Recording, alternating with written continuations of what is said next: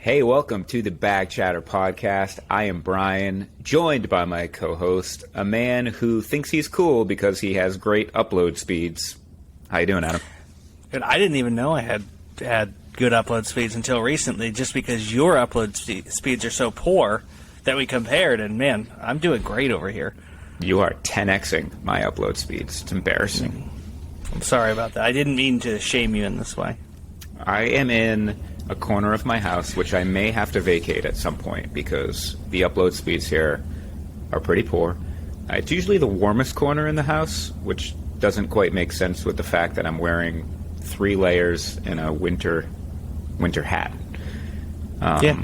So I might start shedding at some point. If you think that that's really not applicable because this is an audio podcast, then maybe you don't know that these all go up on YouTube. Maybe they don't know that, Adam. And listen, as handsome as we are, we had to have a visual medium as well. It's what we're working with. It's what we got to use our gifts. Yeah, I mean, it would be selfish for us not to put this out. Absolutely, so people can see us. Yep.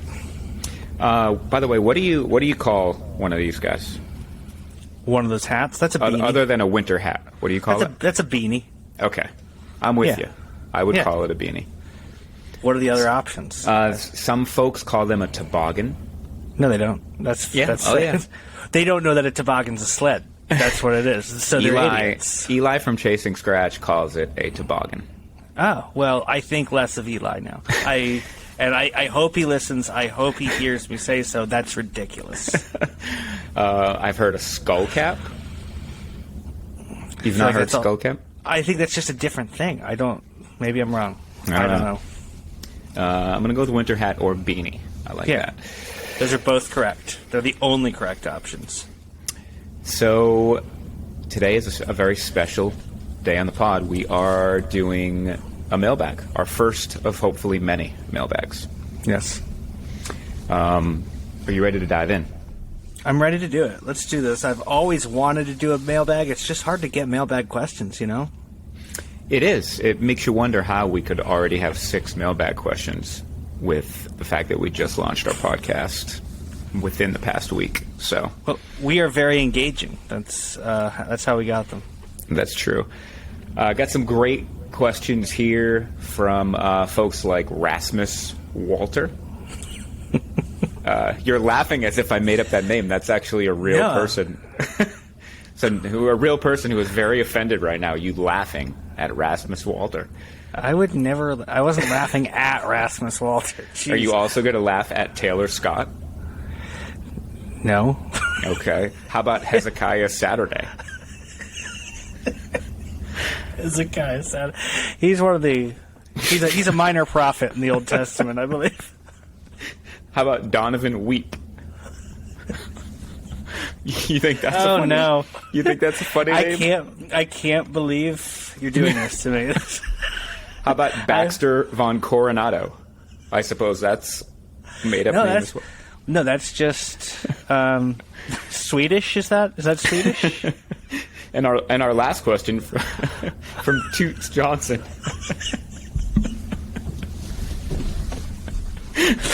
Oh no, Johnson. Toots Johnson.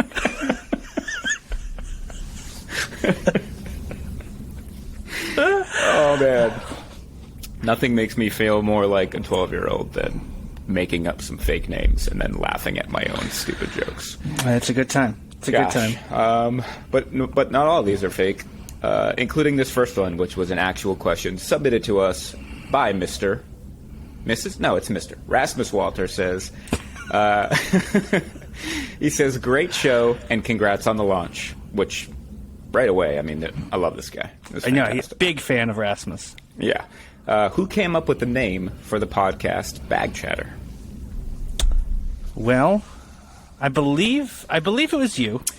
I think it was me. I think we were throwing around a lot of names. I remember Buttercut. The Buttercut podcast was in there at one point. I was trying to remember earlier some of the other options that we threw around. But it was you who came up with Bag Chatter, and it was instant. We're like, I was just like, yes, that is a stroke of genius, is what that is. It was, yeah. I don't remember what triggered it when I thought of it, but I loved it immediately. And when I threw it to you, and you loved it immediately, yeah, that was a good feeling. I was trying to think of other names as well. I totally forgot about Buttercut. That was definitely the one that we hadn't settled on it, but it was the clubhouse leader for Absolutely. a while. But I think we knew maybe there was something better out there. I wish I could remember some of the lesser options that we had, but nothing's coming to me. I feel so good about the name Bag Chatter that even if this endeavor fails entirely, which isn't even possible because we're already getting mailbag questions. So, We've got Toots Johnson's in the mailbag. So I think it's safe to say it's going to succeed. But even if this fails, Bag Chatter's such a good name for a golf podcast that we need to like trademark it, and whenever someone else comes up with it, we can sue them or something. I like where you're going with this. Yeah, no, we got to be mercenary about this if we fail. All right, well, I'm going to get on the phone with my lawyer as soon as we hang up here. I did tell a handful of people about Bag Chatter when I was on my West Coast trip, and I think I'm going to say it was like maybe 2 out of every 3 people, maybe 3 out of 4, understood Bag Chatter, understood the reference. But there was definitely a handful of golfers who, when I said Bag Chatter, like I think they connected the bag and the talking, but not the idea that, when your clubs clink together, that's called Bag Chatter. Maybe not everybody knows that yet. It works on multiple levels, though, I feel like. Because, yeah, for the hardcore golfer, they get both references. But my mom also gets it. Like my mom understands it's a golf bag and you're talking, and so it can just be that. It works on every level, Brian. It does. That's where you're genius. It's a nuanced genius. I really feel like if I hadn't stumbled onto Bag Chatter, Adam, you were like probably hours away from doing the same, and then you would be the one getting credit. So really, we're going to share the credit on this one. I think it's funny though because, so there was a Barstool Sports video podcast where they were like interviewing people riding around in golf carts, which was sort of our original idea, honestly. When we were talking about Bag Chatter, and it was called Cart Talk. And I was like, ooh, you're close. You're right there. You're right there, guys. Almost had it. Bag Chatter's better. It is better, yeah. I feel like maybe I do need to talk to the lawyer because Barstool, I feel like, is big enough that they could just, if Portnoy happens upon this podcast, which is probably going to happen. Almost certainly. He's going to be like, why didn't we think of that? And then we don't have the money to face him in court, I don't feel like. No, we're going to get railroaded. That's what's going to happen. So let's hope nobody at any of the Barstool folks on our social medias, please. Actually, guys, if you're listening, you're more than welcome. We're trying to attract the Barstool golf guy. That's fine. That's fine if they want to see us. Sure. All right, let's move on. Question number 2. Taylor Scott asks, Bryan, which course from your San Diego trip was your favorite to play, and which was your favorite aesthetically? Oh, that's fine, Taylor. Just don't even ask me a question. Didn't even ask you. Just Bryan. All right, that's fine.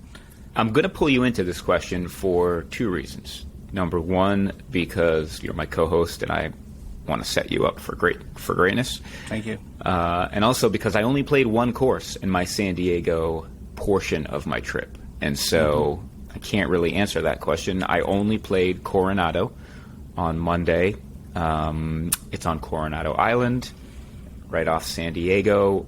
It was fantastic. It's a Muni on a very small footprint. Some wonky holes. There was a par 5 on the back that everybody was talking about. It was like there were OB stakes left and right of it. Okay.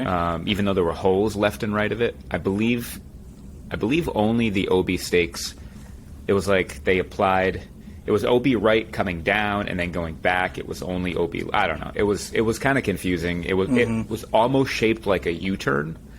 It was just par 5 that was kind of wedged in.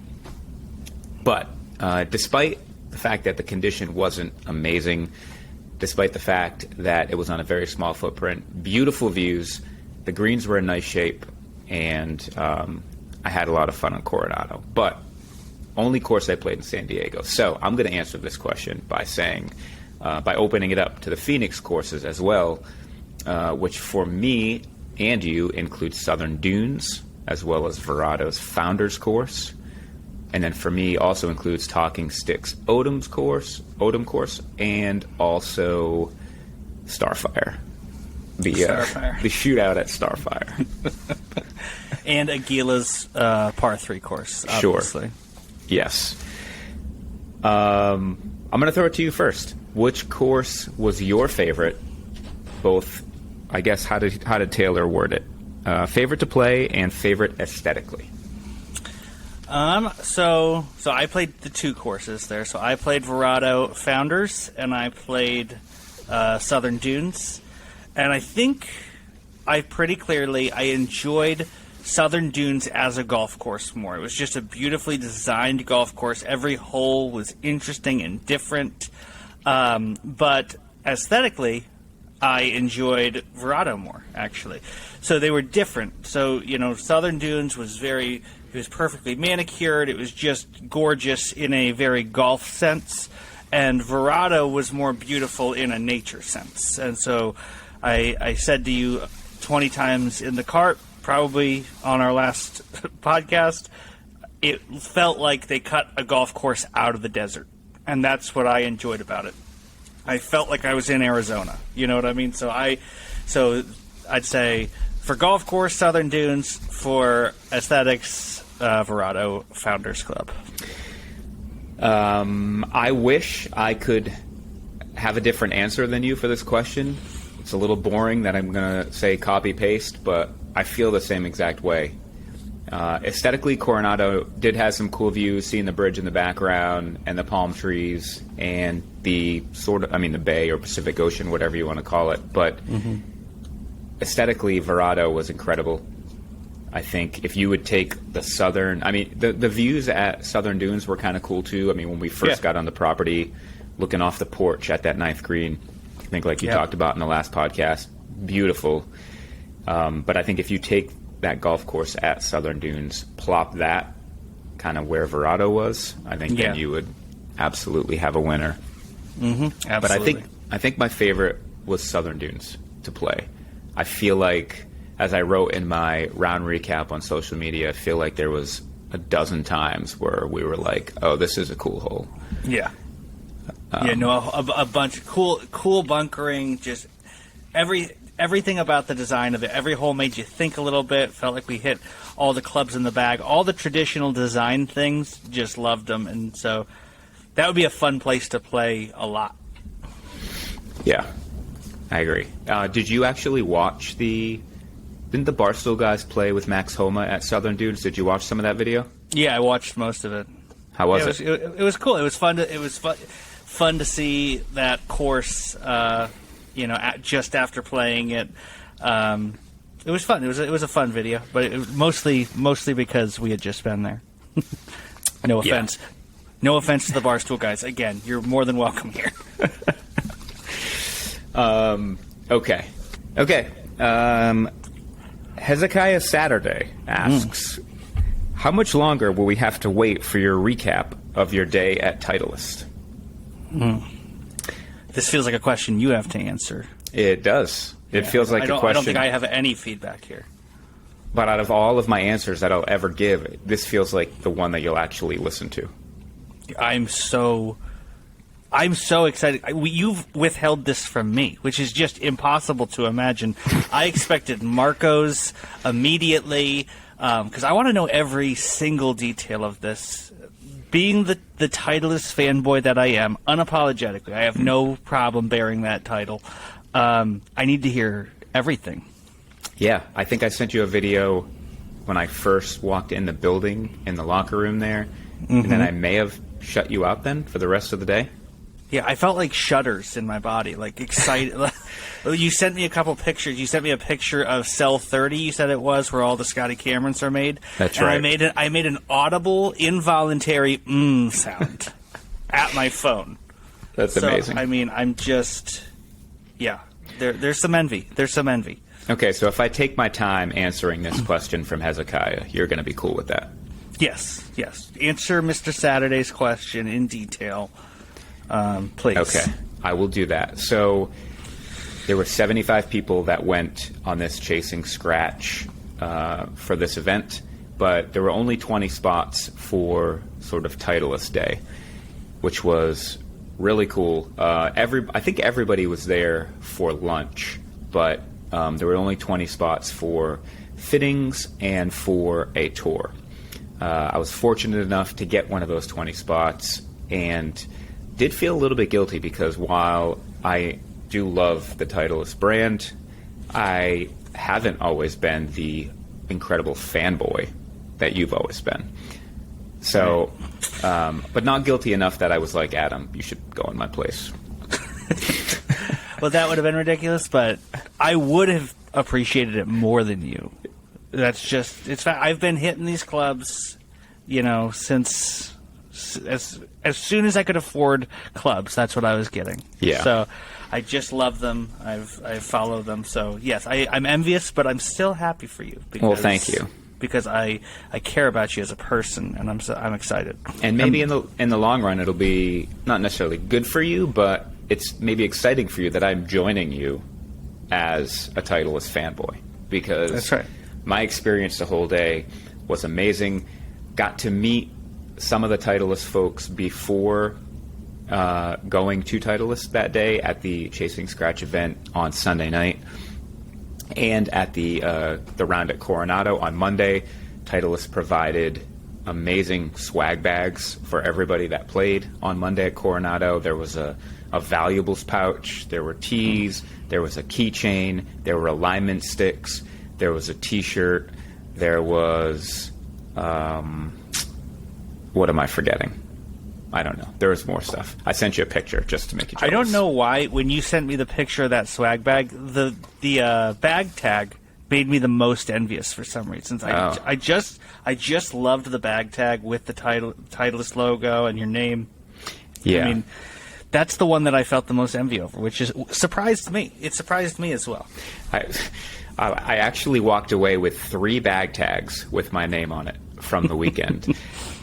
The one I got on Tuesday when I went to get fit, that one just says Titleist Performance Institute and Bryan Elaine. I think they probably give that to everybody who goes to get fitted there. Mm-hmm. But on Monday, I went to pick up my bag tag, and my first name was spelled incorrectly. It was spelled B-Y-R-A-N, Byron. And so I was one of the first people to get to the table. Alan Blocker from Titleist was there. I believe Jacqueline Duncan was milling around as well. I kind of picked up the name tag, was like, oh, okay, well, didn't want to be that guy to make a stink about it, and it's like, well, you know what? It's kind of funny. It's kind of funny that I have a Titleist bag tag. I don't know what you would have done if they would have spelt your name wrong, if you would have thrown a fit, or if you would have just accepted it. What do you think you would have done? I don't know. It would depend on the atmosphere, I suppose. But I do like that you're such a gregarious, congenial person that your name is Byron, and you're like, yeah, that's who I am for the weekend. It's such a basic thing, and you're willing to change your name to avoid confrontation. Yeah, basically. I didn't want to be that guy. I'm in my head, I'm doing the math, and like, I'm going to have to tell this story in the future. Like, is that a funny story? Are people going to think I'm dumb for being cool with this? And I was like, you know what, whatever. I think I told 1 or 2 people, put the name tag on my bag, and was like, you know what, I can get a name tag that has my real name on it anytime. This is kind of cool. I got a bag tag with my name spelled wrong. At least they got I'd rather it be B-Y-R-A-N than B-R-I-A-N. Yeah. Because I've had my name spelled that way my whole life, and I hate that. And I was cool with it, but then one guy, Sam, also known on Twitter as Asian Thor, perhaps you've seen some of his work. I don't know if you have or not. I've seen the name, at least. Enough to know the reference. He said, there's another one over there with your name spelled right on it. And I was like, what? And he's like, yeah, I saw it. And I was like, that doesn't make any sense. So I walked over to the table and took a quick look, and And he was wrong. And so I kind of went back over to him. I was like, are you sure? He's like, yeah, I saw another name tag with your name on it. And so now I don't know who to believe. So I went back over there, looked again, and I said something to maybe to Alan. Like, he said that there's another name tag with my name right, but I'm pretty sure that's not. I can see them all. I see 3 of them over there in a little pile, but I think those are people who aren't here. And then Jacqueline came over, and she was like, what's going on? And I'm telling her, but I'm trying not to make it sound like I'm annoyed, because I'm not. Right. I'm just confused. And then Jacqueline cracked. Jacqueline, she's not a good liar, which, to her credit, she's not a good liar. No, to her character. Yes. I saw something in her face, and I was like, oh, something's happening here. And I later got the story from Mike that when all the names were put in, my name was submitted incorrectly by Stevie. And when Stevie caught it, he thought it was too late. So then he went to Mike and was like, I think Brian's name is going to be spelled wrong on everything. It might be too late. And so then I guess they reached back out to Titleist, and Titleist said, nah, it's fine. We can correct it. But then at some point they all decided this would be a funny joke that we're going to pull over on Bryan. Byron. On Byron. Yeah. So, and so then it was a funny joke the whole weekend. I was being called Bryan. I was being called Byron, maybe more than I was being called Bryan. And I was fine with it. Well, all's well that ends well. I mean, what a classic prank to call you Byron like that. So, anyway, now I'm just belaboring the point. But so on Tuesday morning, go to Titleist. I get there early with Mike and Eli because Mike's coach, Jason Nickel, is getting fit at 8 a.m. The rest of the fittings don't start until 9 o'clock, but Mike's coach is getting fitted, so Mike wanted to see it. So he's like, do you care if we go there early? I'm like, yeah, twist my arm. That would be fine. So we get to TPI. Really cool building on the inside. Got my name on a locker in there. Got a donut from Jacqueline. That was fantastic. Go out there. Tell me more about the donut. What kind of donut was it? It was, you really don't want to know about the donut. No, skip the donut. Now I'm going to force you to hear it. It was a cookies and cream donut, very rich. I actually cut it in half because it just seemed like too much donut for me. Too much bone meat. Never mind. I don't have any comments. So got to watch some of Jason's fitting. He was working with a fitter named Eric, who I knew was going to be my fitter. So that was kind of cool, kind of watching Eric do his thing. We had a little bit of time before the fitting started, so we walked over to the robot, the ball-hitting robot. Yeah. Which they had that set up. There was a guy there from Fairhaven, Massachusetts. I could tell by his accent. And he was doing some ball testing. He had an incubator, which looked like a refrigerator, filled with a bunch of labeled balls, and he just was loading it into the machine. There were people standing out in a field at like 300 or 315, wherever they were. It was cool. Like, they were just standing there, and you didn't have to worry like about getting hit with a ball because you kind of knew where the ball was going to go. You always say that about me. You could stand, within an inch of my target line. I'm not going to hit you. I'm a ball-hitting robot. Yeah, you are like a robot. Sometimes we do call you Mr. Roboto, which first time that people are hearing that on the pod. I'm too young to get that reference. That's more for your generation. You're correct about that. So then 9 o'clock comes. Get warmed up. It is time for me to be fit for a TSR driver. Now, might it be the TSR3, which is, I think that's where it starts. If you want something more forgiving, you can move into a TSR2. If you want something that's a lot lighter, you can go to a TSR1. Or they also have the TSR4 option, which the head size shrinks a little from 460 cc to 430, and it's a lower spinning driver if you're having problem with spin. I don't even remember exactly what we started on. It might have been the TSR2, but I went in with some promise because on the day before at Coronado, they had TrackMan set up on a couple of holes, and they were handing out they were basically looking at your gamer, and then they would build you something that was similar and say, here, hit this. Now, Mike and I were in the awesome, by the way. That's so cool. Fantastic. Mike and I were in the first group, and so when we got to hole 5, I believe, 4 or 5, they were still setting up the TrackMan, and I guess when they had turned it on, the TrackMan said it needed an update and started updating things, which kind of made me laugh that no matter what industry you're in, you have to deal with that kind of crap. Yep. So the TrackMan wasn't ready, but he looked at my gamer, which is a sim, tailor-made sim, not the 2, but the original, with a hazardous stiff shaft, green smoke. It's got a pretty stiff tip on it. So anyway, he looked at it. He gave me a TSR 3 with a 10C black K1 65-gram stiff shaft. Okay. It's a par 5 into the wind. I had hit 2 or 3 drives to that point. None of them amazing, but all okay. I piped this drive. It was incredible. It was a fantastic swing. It felt amazing. Didn't have a TrackMan, but we drove out to my ball. I did have my Garmin watch on, which can tell me how far we've been since I swung the club and hit the ball. I hit this thing 285 into the wind. Right. It's which good. For me, my typical carry is probably 255, 260. My typical total is probably around 275, 280. I blasted this thing. So right off the bat, I'm like, oh, wow, that felt really good. That's good for tomorrow. We ended up getting to number 18, and they had actually set up the TrackMan on number 18 because we didn't get to be on TrackMan.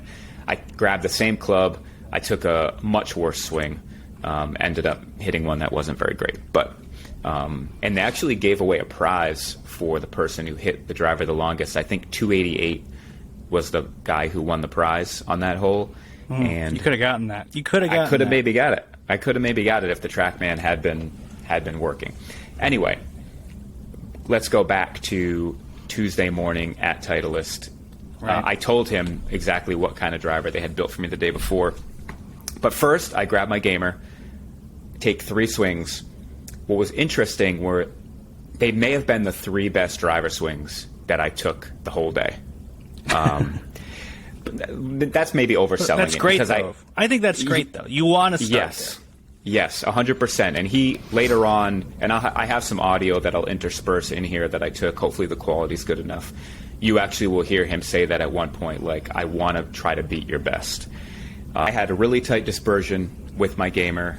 I had 3 really good swings, and then it was all about just trying to see if we could put something together to catch up to that, basically, which was really fascinating. How far did you hit those 3?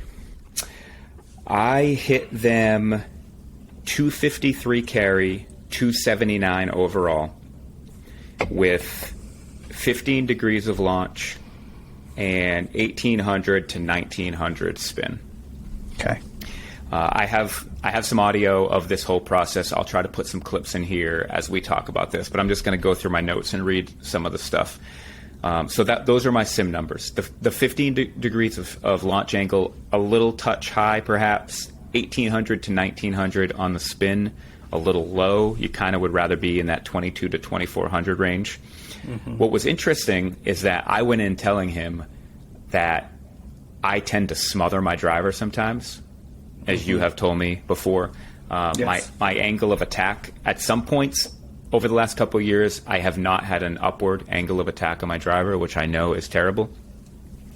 The good news, my angle of attack with consistently on all my driver swings was 3 to 4 degrees up. That's great. So, yeah. He said, Eric said that was pretty darn good. So we just kept taking 3 to 4 swings, and he'd keep changing things. I tried the TSR2 head. Then we went back to the TSR3. I think with the TSR3, I was getting a smash factor of like 1.5.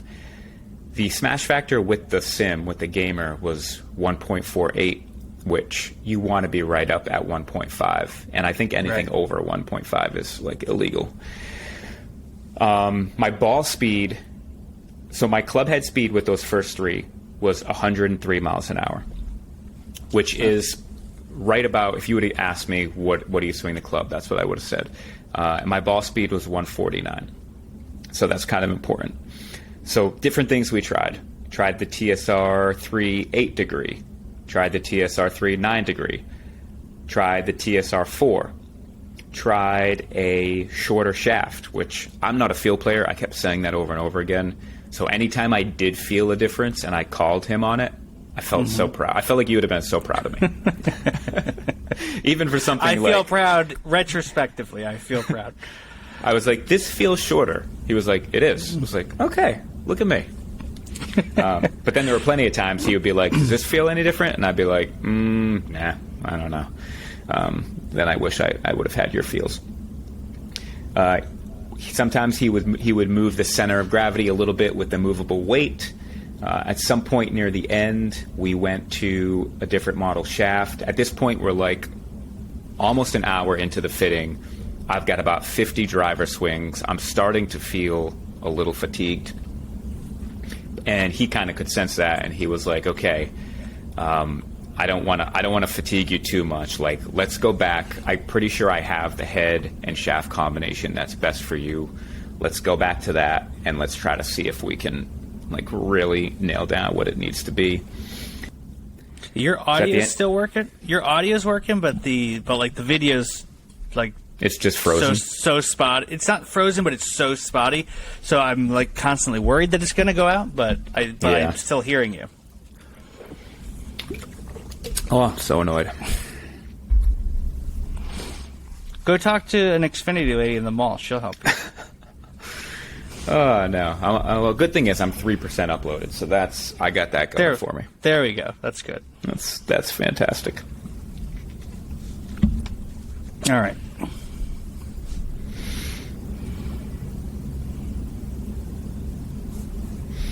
Okay. So at the end of the day, with the shaft and head combination that we settled on, I was getting a 14-degree launch angle, which is kind of ideal, and 2,400 on the spin, which, again, is kind of ideal. My ball speed was 150. With the sim, it was 149. But here's the thing. My club head speed was 101. So I had fatigue to the point where I was losing a couple of miles of club head speed, but I actually had 1 mile per hour faster of ball speed. I had slightly better launch, slightly better spin numbers. And so I think at the end of the day, that driver head combination, it's going to be better for me. I had like 60 swings. I don't think I missed left once, which was really interesting. And he kind of talked about that throughout, about how we're sort of, with this combination, we're eliminating the left miss. And, you know, I think if I'm putting the same swing speed on the ball with my combination of TSR3 versus my sim, I think it's going to be, I might gain about 5 yards. But I think the better spin numbers and the better launch numbers are also going to help me with dispersion too. So it was really fascinating, the whole process. And I feel like I talked to a bunch of people afterward, and almost everybody had crazy improvement stories. Right. I got to meet a bunch of awesome folks the whole weekend. Tyler and Ted Curtis, father and son from Oregon. Ted, the father, he gained 45 yards. 45? That's absurd. That doesn't even make sense. I think the longest dispersion was 45. But I think it was like on average it was 36 yards between his current gamer and what they fit him into. I heard story after story like that. People gaining like 10 miles an hour ball speed, all sorts of crazy stuff. So I was happy for everyone. But at the end of the day, Eric told me, he's like, yeah, your gamer is like, even though you didn't get fit for it, it's pretty good for you.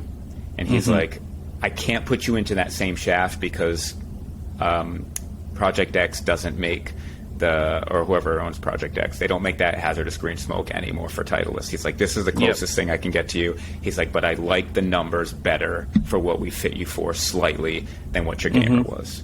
So for me, the question is now going to be, do I want to upgrade the driver for the price that it's going to cost to upgrade the driver? Right. You know, knowing there are going to be some gains in yards and in dispersion, but not big gains. That's the question that's keeping me up at night, Adam. Well, I mean, so the dispersion is the question, because no, not for 5 yards. So when I got fit for my TSI 3, I was hitting a Titleist 915 at the time, and I don't know if it was the head or it was more getting fit for the shaft, but I gained like 18 yards of carry, you know, and my dispersion went down, so that was obvious for me. Yeah. I don't think I can play golf knowing that there's a different club that I can hit 18 yards further and that's more accurate. So yeah, for 5 yards, then it comes down to the dispersion a lot. You know, how are you going to feel when you smother hook one? You know, in some tournament we're playing in, is your first thought going to be, I wouldn't have done that with the TSR 3? It was a TSR 3, right? Yeah. It's possible. It's possible. You know, my sim driver, I can certainly sell it, or I can gift it. There are some people in my life who will remain nameless, but who would certainly love to upgrade their driver to my sim, whether it's a perfect fit for their game or not. So I'm still thinking about that one. I am leaning toward getting it.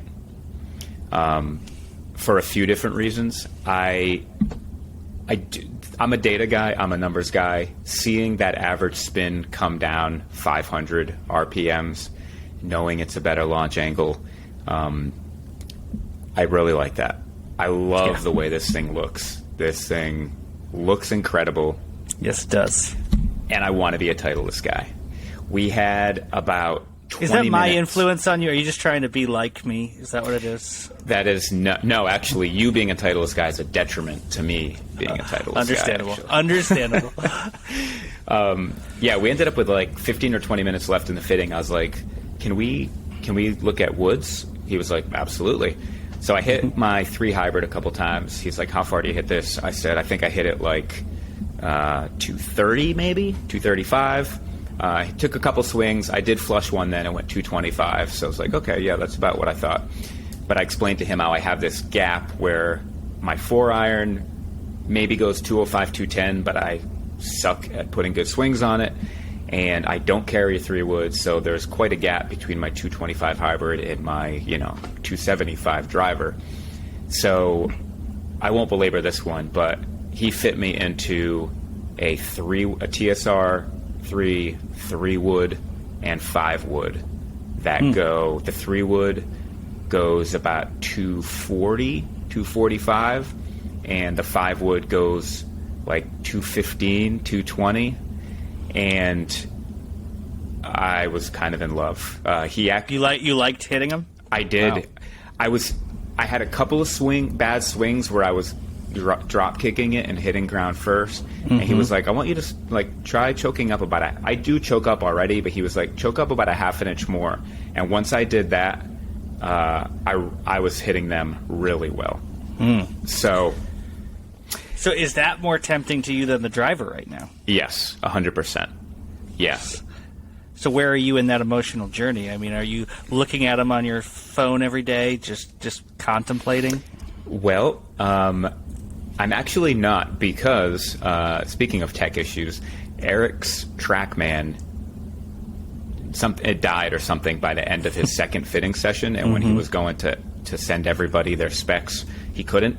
And so Jacqueline told me that I would be receiving my specs via email.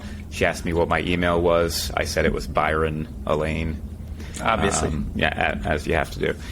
Anyway, it is my name. It is my name according to Titleist. No, I'm still waiting for my specs. Gotcha. I'll probably get them this coming week, and at that point, I can tell you with pretty good certainty I am going to be getting those woods, that 3-wood and 5-wood. That excites me. Yeah. That excites me for you. Here's the only problem with you becoming at least a semi-Titleist guy, is that I've never had to deal with club envy towards you, because you've always had clubs I didn't want. I know your Ping clubs are good clubs. I'm not besmirching Ping, but I'm not envious of those irons. Your Sim, I'm like, no, my Titleist TSI is way better. If you suddenly got a TSR in there and you got these gorgeous new woods, I'm going to be peeking over there with just a hint of envy, just a hint. Yeah, you better prepare yourself for that. It's an envy I want. I want this. I'm excited by this. Okay.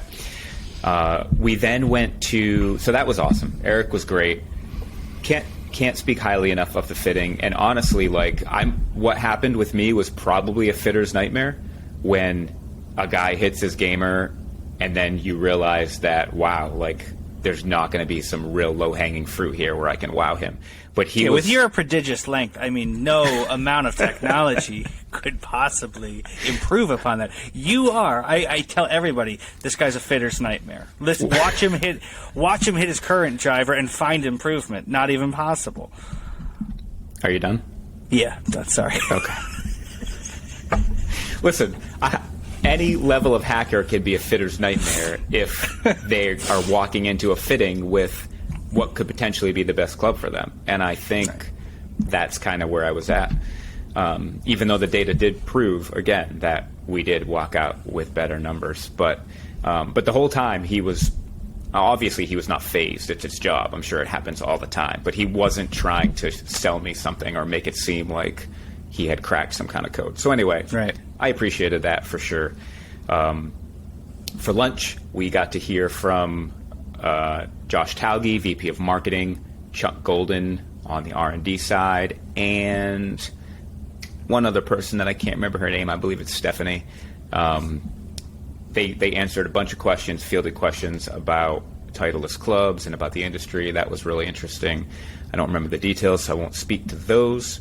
But actually, I did skip something. Before that, we went over and worked with Vokey wedges, and this was not a true fitting. It was 5 of us and 2 of them, a guy named Aaron and a guy named Corey from the Vokey wedges team, and they kind of talked all about their SM9 wedges. They talked all about bounce and all about the different grinds they have, kind of the history of Vokey wedges. I was totally nerding out on all that.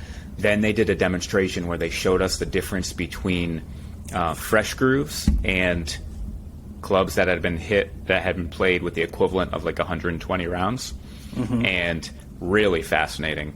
Really, you can just empirically you can see this guy Frenchie was one of the 5 of us, and he was a volunteer who went up, and you could just see the difference in ball flight between the 2 different wedges. When he was using the Freshie grooves, a ball was coming out lower, ball was stopping faster. When he would switch to the other club, the ball would roll up the face more, it would launch higher, it would spin out more. He was a good player, so as he went back and forth, he was kind of making his own adjustments to it. But really, and he actually, I told him later, I was like, Frenchie, that was a lot of pressure. That was amazing. You really held up, because I probably would have laid the sod over a bunch of them. But that was really cool to see. Then we went down to the green, and we did somebody else was a volunteer for a blind grind test. I feel like you've done a lot of blind grinds in your life. Don't even know what that means. I don't either, but I don't like it. I'll tell you that. You've done a lot of blind grinds. I meant coffee. Yeah, sure. Grinding coffee at night before bed. Yeah. Yeah, I'm envious of everything you're telling me. I'm going to just keep using the word envious because there's not another word for it. I just want to. I've hit Vokey wedges for 15 years, and I guess at my grinds and stuff like that. I want to have a little bit of variance in my bounce. So I've got some higher bounce, I've got some lower bounce, but I don't know what I should be hitting. I want to do a blind grind test. Yeah. Stubbs was our volunteer on the blind grind test, and Aaron had a handful of wedges, and we would hit the same shot. He would hit the same shot or give Stubbs different clubs and have him hit the same shot. And like we made a pile, like the good pile, the maybes, and no, this is definitely not right for you. And so just working through a couple different shots, and it was really interesting because, you know, you hit a bad wedge shot, your inclination is not to blame the wedge, and it's probably right in most cases, right? But every time Stubbs went to do that, the Vokey wedge guys were like, no. This is the one time where you can blame the equipment. Like, that's kind of why we're here. And so them watching him hit his pitch shots, we kind of made piles. Now, he has a grind in his head that, or not in his head, in reality, that he plays all the time, that he loves. And that was one of the, I think, 5 options that he had. At the end of the day, it ended up turning out that the M grind was the one that he hit the best in the blind grind test. But while the blind grind test was going on, I pulled Corey aside because watching these other 2 guys as volunteers hit wedges, their technique was definitely better than mine, or at least that's what I was feeling. I kind of have one stock around the green shot. I don't really mess with my loft. I don't really mess with opening up the club that much. Different technique. I just kind of have one technique. And so I was sort of worried that, like, how much can I actually get out of this? Which maybe was a dumb worry. I don't know. But I pulled Corey aside, and I basically posed that question to him. I don't have a lot of great short game technique. I got one swing. Can I learn something here? And he said, come with me. And I was like, ooh. So he took a look at, I have 3 Cleveland wedges, 50, 54, 58. He took a look at them, took a look at the wear pattern on the sole, was like, okay, I kind of like what I'm seeing here. He's like, let's start with a 50-degree wedge. He gave me a 50-degree Vokey. I don't even remember what grind. He said, let's go for that back pin there. I think it's maybe 120, but we got a little wind into us. And so it was a full swing wedge. And I proceeded to step up to it and hosel shank it. 45 degrees right, as one does. My toe-biased friend Bryan is hosel shanking balls. Yeah. Okay. So of course I said to him, "Oh, that was weird. I'm not a shank guy." Stepped up to hit another one, hit somehow a worse shank that almost killed someone that was over in the blind grind group, still doing their thing. Yikes. And I think Corey was like, at that point, he was like, "Oh man, what have I done?" Yeah, probably. I just told him I'm a 5 handicap, which is true. But man, I was not feeling like that. At that point, I officially got like panic nervous. Like, yeah, I don't know what's happening, and I don't know how to make this not happen. And no lying, no exaggeration, 5 hosel shanks in a row. No way. I've never seen you shank a ball. I know. And so like now it's not embarrassment at this point as much as it's like fear. It's a little bit of fear. It was a little bit of fear, but it was more, I was feeling deflated, almost like this is the one chance you have to get fitted for wedges, and you're going to completely forget how to swing. Right. Now, Corey was super kind and like handled it exactly the way you'd want him to. Like, he was like, I know it feels like you're way off right now. Trust me, I'm looking at your swing. You're not that far off. After like the 5th one, he was like, you know what? This isn't working for whatever reason. Let's just go down green side and we'll have you hit some down there. And I was kind of like, thank you for putting me out of my misery. But he did show me, I think there might have been 2 okay shots out of like 7. And 2 of them are with different grinds. And we were able to look at the divot patterns from both of them. And he showed me like, I like this divot better than this one. Do you see how this one looks more like a dollar bill? Mm-hmm. So that was kind of interesting. But the best part was we went down greenside. He took a bunch of different grinds and just had me hit. There was a pin. There was like a short-sided pin, maybe 12 paces away, and then one that was maybe 25 paces away, and just had me hit to the different pins. And, I was using that same, my only one pitching chip shot, pitch shot, swing, whatever. And it was clear that some of the grinds were not working for me, and some of them I was clipping it really good. We ended up coming down to, there was a T grind I was hitting well, which I think is a newer grind that a lot of tour players are using, and the M grind. And he was like, you're hitting this T grind well. He's like, but the conditions we're hitting on right now are like perfect conditions. He's like, I'm worried that I'm going to send you home with this and it's not going to work as well for you. He's like, I really think we're doing some good work here with this M grind. It was a 58 degree M grind. I use a 58 around the green typically. And so then we were going to the pins again, and I was clipping just beautiful little pitch shots with this thing. I felt confident with it. He was like, all right. He's like, now with your motion, he's like, I'm going to show you something. So he put the ball back in my stance a little bit, had me stand a little close together. He's like, take the same exact swing, and watch how much lower this comes out. And so we did that. Then he moved it up in my stance. He wanted the same exact swing, and it was coming out higher. So it was like a tiny bit of a lesson in there. I mean, not really a lesson, but just showing me with confidence that with this M grind in my hand, this is the grind from my motion, and you can actually move the ball around a little bit, take that same swing. So that was amazing. That was amazing. Yeah. So are you still envious? Tempted by? Oh yeah. I mean, I'm not envious of those shanks. That shank story that hurt me a little bit. But I'm very envious. Are you tempted by getting Vokey wedges now? What do you think I did yesterday? Did you go buy Vokey wedges? I did go buy Vokey wedges. You really did? So yeah. when we golf tomorrow, you're going to have Vokey wedges? Yes, I am going to. Wow. I haven't taken the cellophane off the wedge heads yet, but are they all M grind? No. So before I left, he took a picture of what he wanted me to get, and it is a 58 M grind, 8 degree bounce. Yep. It is a 54 S grind, 10 degree bounce, and a 50 degree F grind.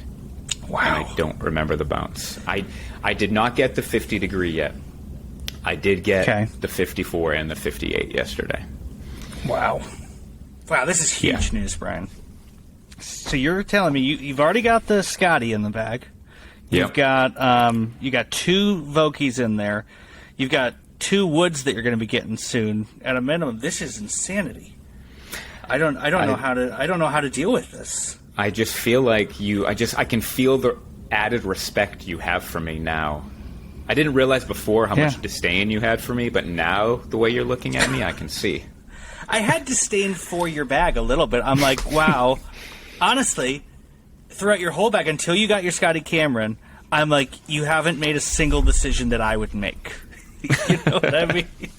So the sim driver was not awful, but even there, it's like, no. And then I can't. This is huge. I told you at the beginning of the year this might be the year I become a Titleist guy, and it's happening, Adam. It's happening. This is crazy. So I'm gonna feel some club envy immediately because I've got my lowly SM8s in my bag, and you got these SM9s, and wow. But so I'm interested in the groove, like the wear thing. So like they said, 120 rounds, which is crazy because I got my SM8s last year, but I'm probably already 70 rounds into them, which is nuts. I'm like, what? Do you have to go buy wedges every year? If our goal is to play 100 rounds this year, so I'm like, do I have to go buy wedges every year? Yeah, I mean, they kind of joked about that that's not what we're trying to do to people, but the data shows that you lose a significant amount of spin, and people think that if I don't have fresh grooves, people think that the only thing grooves do are like bite into the ball and spin it. Right. But there's some of that, but they're also channeling away water and channeling away grass and little bits of debris, and which is they also talked about the importance of keeping your grooves clean, because when those things get filled, they don't bite as much, then the ball rolls up the face more. You can't control the trajectory. You'll have some that come out lower and then some that just balloon up instantly.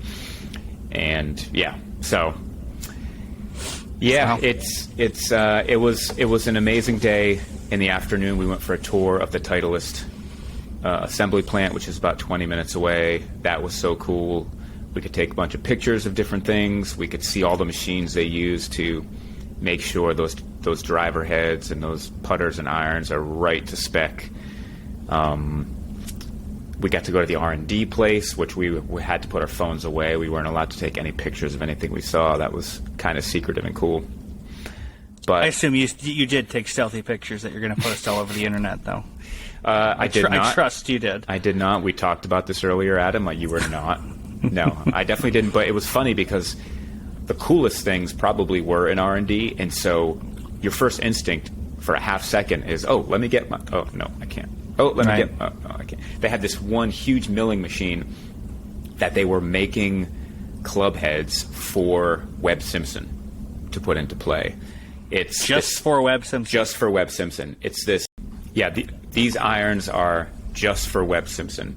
The only other tour pro they've done is Justin Thomas, and it was right before he won the PGA Championship last year. So that's awesome. Kind of had some good returns, and they made it. So the next guy in line was Webb Simpson. They made a set for him. He loves it, but he said he wanted a little bit more spin out of his 9-iron and wedge, so they're making another set for him. It's this crazy machine. They put a block of steel in there. It's got like 20 different drill bit type things on this huge dial, and the whole thing is automated, and it's like shooting water in there to keep the temp. It was just so cool. Awesome. Wanted to take my phone out, take a picture, but didn't. So that tour is amazing. So I could ramble on for more, but I don't, because we've got a few more questions to get to. But amazing day. Thank you to Titleist. Thank you to Alan. Thank you to Jacqueline. Byron is very, very grateful for the opportunity. Thank you to Chasing Scratch as well. So Byron lived out my dream. You had my fantasy day. You've had it now, and I'm happy for you. Thank you. I hope someday that I can take you to the promised land and return there myself. You would see smiles on my face that you've never seen before. You've never. There would be a joy emanating from me. All right. This one, I think, will be a quick one. This is from Baxter Von Coronado, who says, let's say, hypothetically, you're forced to lay up on a par 5. And all other things being equal, you can lay up to any yardage between 100 and 125 for your third shot. What exact number are you hoping to lay up to? For me, it is like 106 yards.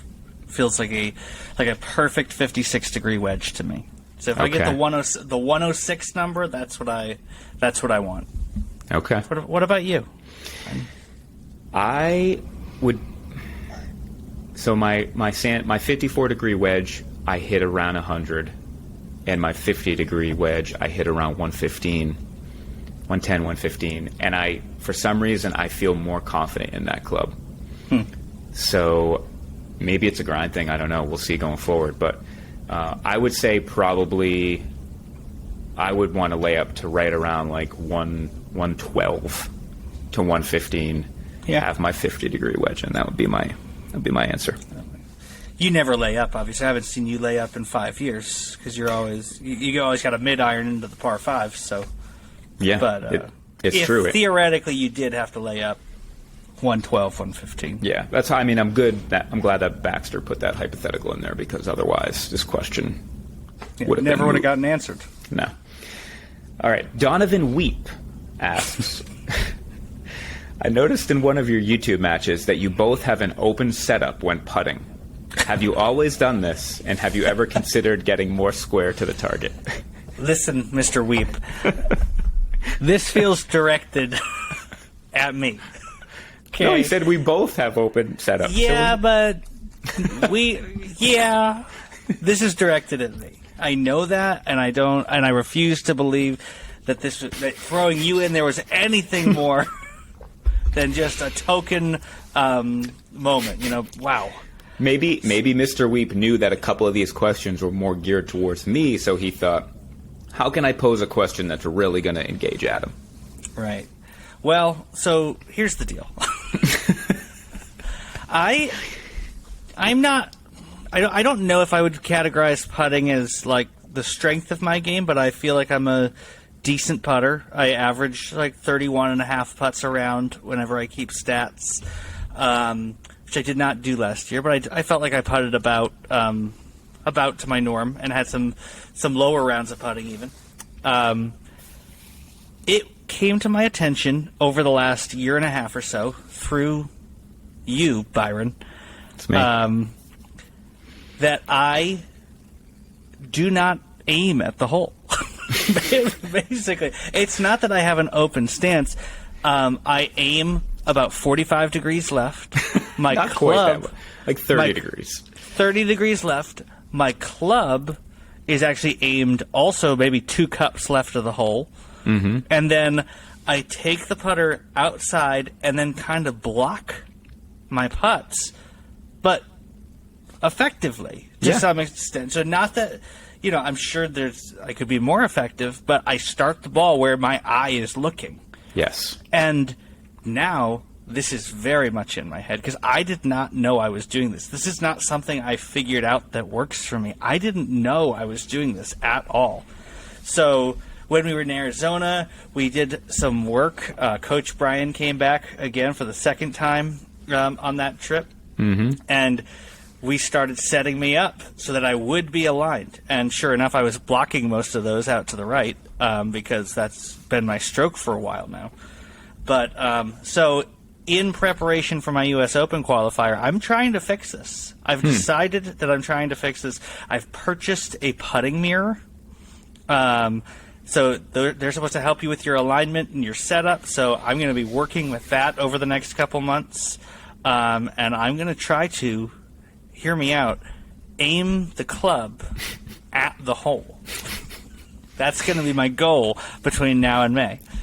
Now, to be clear, this was not just noticed like recently. This is something I noticed like a couple of years ago and brought it to your hesitantly brought it to your attention because it did feel like it was drifting more and more. Like I started noticing a little, and then suddenly I'd be looking at you putting thinking, why is he aimed so far left? But then, as I paid more attention to it, realized that, well, he is usually starting the ball on the correct line. So whatever he's doing, it's working. Maybe I shouldn't say anything, but then I did say something that you wanted to fight me. And we did fight, and I kicked your butt. And that's at an Applebee's, I believe. Yes. But it's just, as an outside observer watching it, I continue to be amazed that you set up like that. But you are almost always, you have great awareness of the face of the putter. And you are almost always, it seems, starting it on the intended line. And yes, it is a block relative to the angle at address. You are aimed what seems to be 25 to 30 degrees left. You take it back, and then your face just opens up so much compared to that address position, but it pushes it on that target line. What I'm confused about, though, is how is it possible for me to be very aware of my face, but when you tell me that I'm aimed left, I look and I say, no, I'm not. I don't. Again, it's not something I've figured out. I feel like I'm looking where my target line is, and I'm not. Yeah. I'm not. And that's what we were trying to mess around with a little bit on the putting green that one morning in Arizona. I was showing you how far left you were set up using like an alignment stick, and then setting you up square to the target. Did that, when you were set up square to the target, did it feel uncomfortable? Did it make you feel like, oh, this is what square feels like, I get it? Or did you still not get it? It felt like I was aimed 4 cups right, is what it felt like. So I was learning to trust it because it was starting on the right line. No, I was still blocking it a little bit because my stroke was, different. But it was like, I just felt like I was aimed way right. Yeah. So that's why I'm also excited about this putting mirror, because it also is supposed to, so it has a line where your eyes are supposed to be, and then that puts you on the right angle for your eyes to work correctly. That's true. So because I'm angled, I'm like cockeyed a little bit, and I think it's throwing off my perception of where I am. Yeah, I think that eye line on the mirror is, if you're set up way open, it's going to show you that. I think most pros, most good putters, their eyes are either right over the ball or a little bit inside the ball. Right. But typically, square to their target line. Yeah. So I'm interested to see how that works. If it's going poorly, I'm just going to abandon it and never think about it again. So I'm going to try for like a month to fix this and see if my putting perhaps improves. If I'm struggling, I'm going to say none of this ever happened. We're going to delete all the photos. There was a photo in Arizona you took of me putting. A putt I made. It was like a 6 to 8 footer, and I saw it. It was kind of down the line, and I was like, "You can't post that picture anywhere. I look like an idiot. I'm aimed. It was a right to left putt, and in the picture, I'm aimed 2 cups left." And then I put it half a ball outside right and it right in the heart. And it's so befuddling to me. There is a part of me that wishes you'd never mentioned it. But at the same time, we're now a year and a half into this journey, and I've purchased a putting mirror, and I'm going to fix this. And I'm going to putt like a normal human being.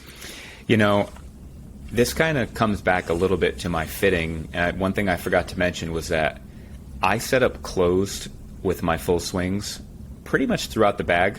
One of the videos we posted the end of last year, from actually the video from LCC, Lancaster Country Club, on that 5th hole.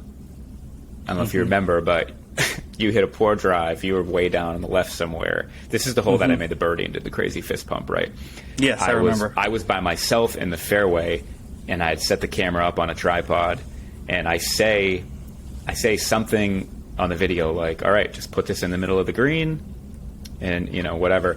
And friend of the show, Brett Talley, made a joking comment like, put this in the middle of the green, and then aims like 45 degrees right of the green, which when you watch the video, it's like, oh my gosh, right. I am set up so closed.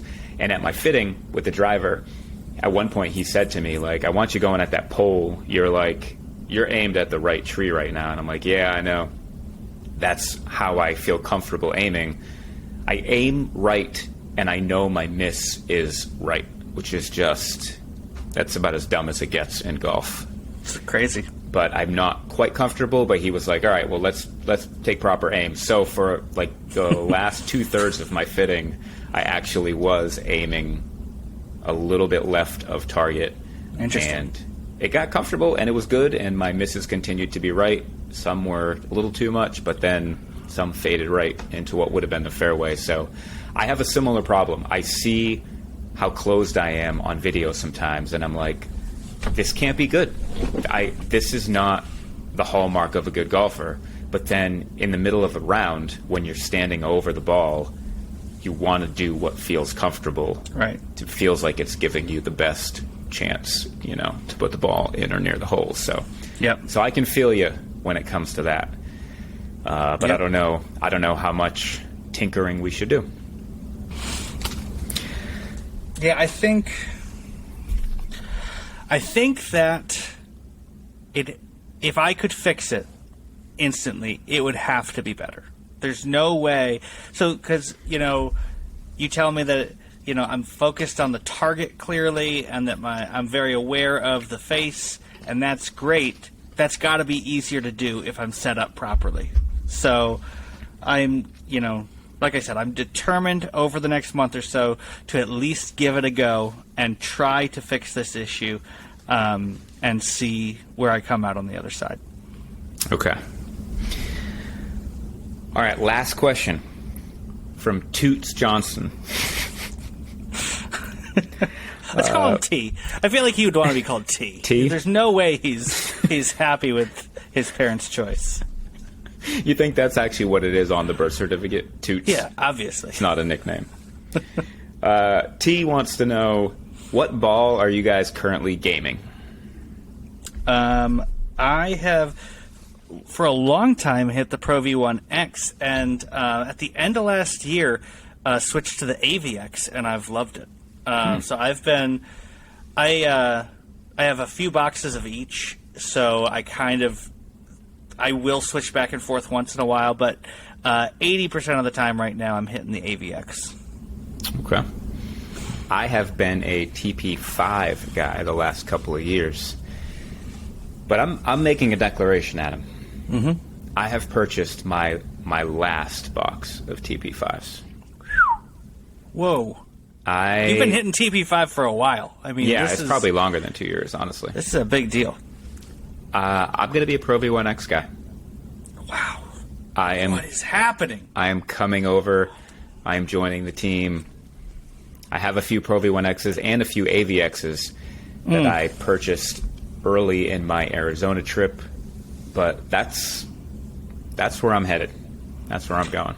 So now you didn't have any type of ball fitting, right? So what do you like about the Pro V1X over the AVX? What's your thought process? Well, I did talk to Eric I told him I played a TP5.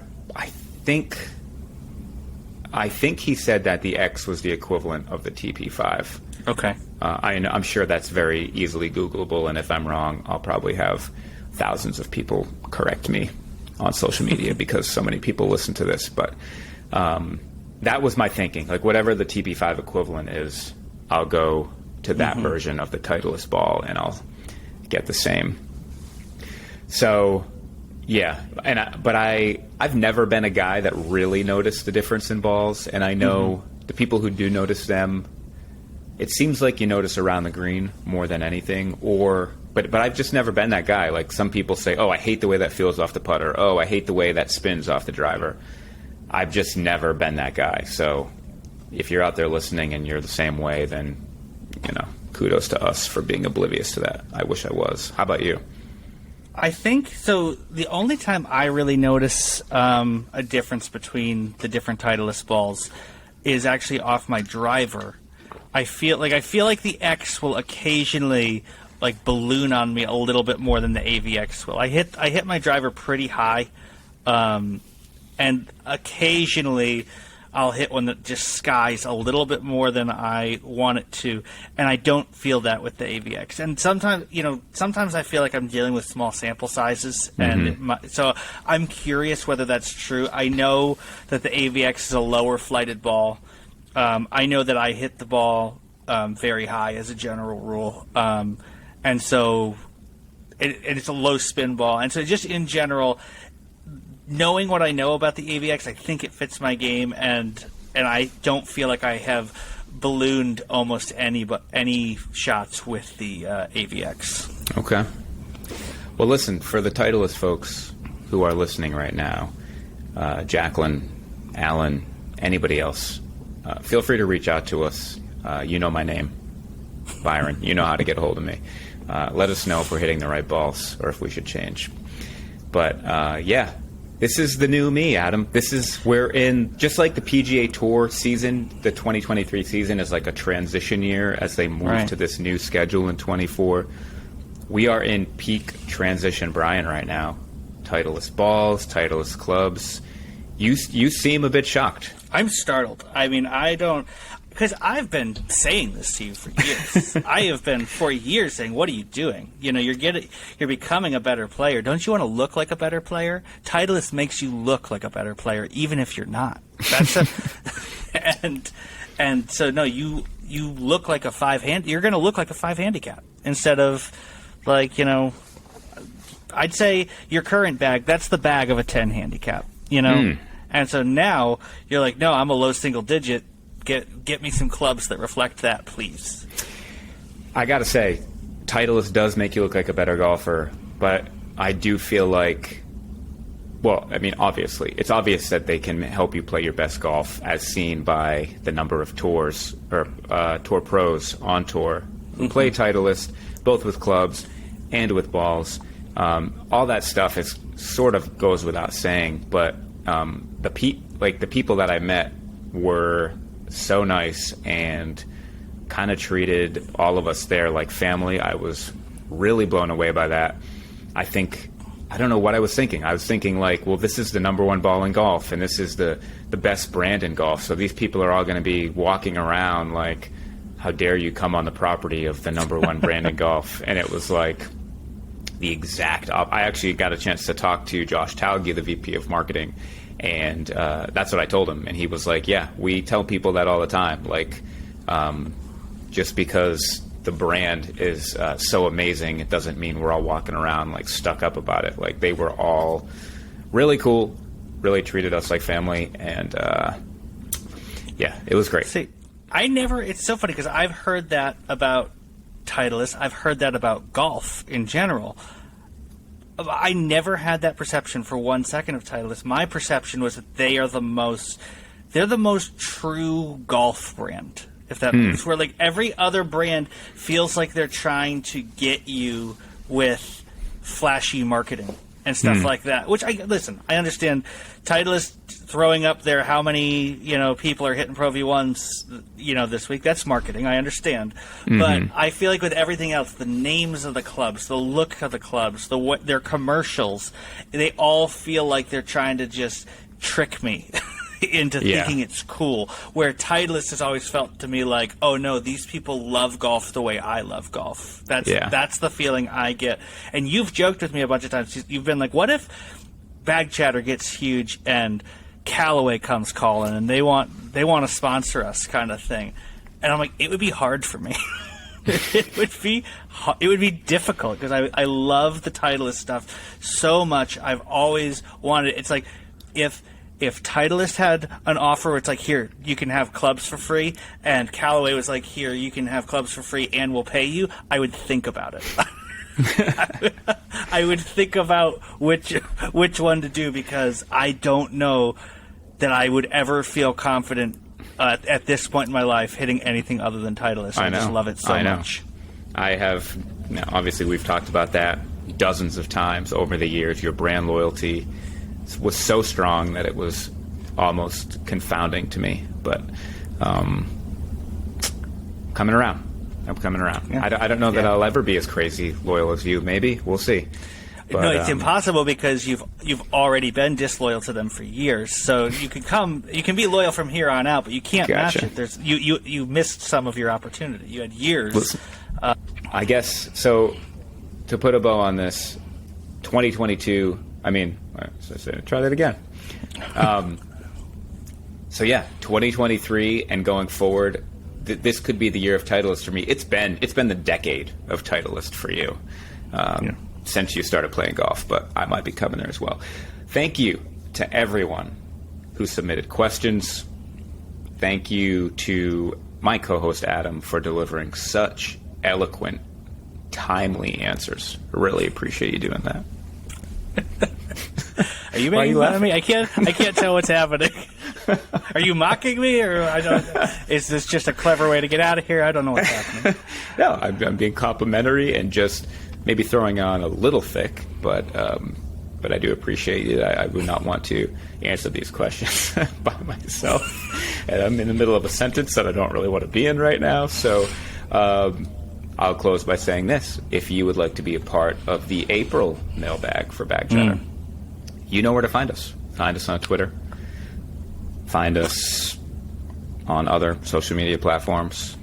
Find Adam at 464 Main Street in Paoli, Pennsylvania. None of that's true. None of it.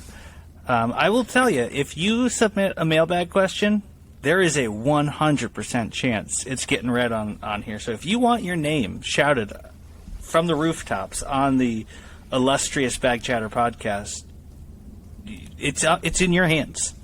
It'll definitely get read. I can't guarantee it'll get answered because, I mean, what if they ask us something that we're not willing to answer? What are you not willing to answer? There are a bunch of questions you're not willing to answer. No, you're right. I will answer anything. And coming up next week, I think, on the Bag Chatter podcast. I think you and I might be talking about one, maybe even two of our first events being played together. Can't wait. Can't wait to recap some victories is what I'm looking forward to. I like the sound of that. All right, catch you later.